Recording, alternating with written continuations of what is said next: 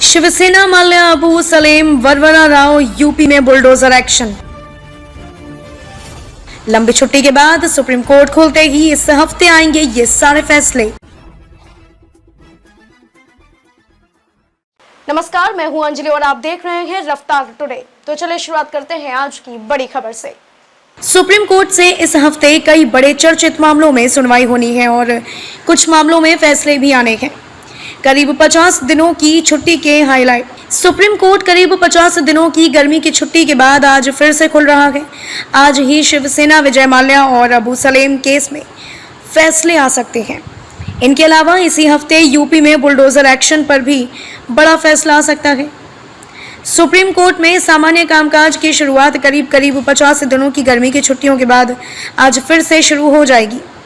सर्वोच्च न्यायालय लंबी छुट्टी के बाद खुल रहा है, इसीलिए पहले हफ्ते में कई चर्चित मामलों में सुनवाई होनी है।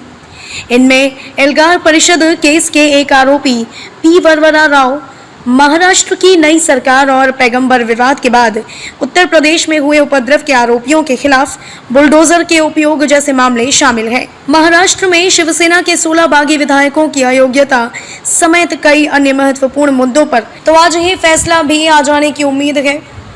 शिवसेना के 16 विधायकों का क्या होगा?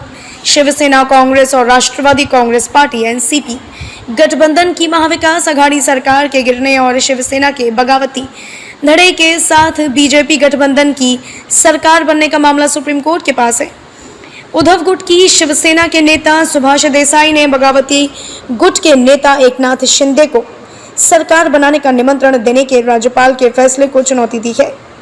याचिका में विधानसभा अध्यक्ष के निर्वाचन और विधानसभा में विश्वास मत पर मतदान की प्रक्रिया को भी गलत बताया गया है। सुप्रीम कोर्ट का फैसला शिवसेना के दोनों गुटों समेत कांग्रेस, एनसीपी और बीजेपी के लिए काफी महत्वपूर्ण साबित होगा। अदालत की अवमानना मामले में माल्या पर फैसला आज।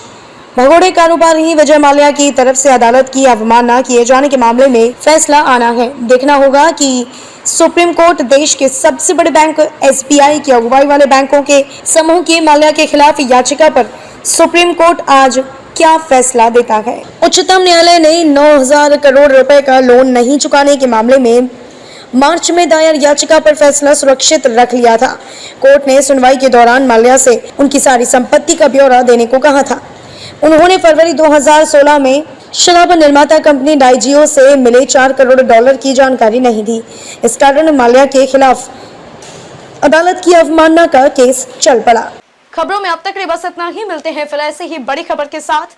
तब तक के लिए नमस्कार और देखते रहिए रफ्तार टुडे।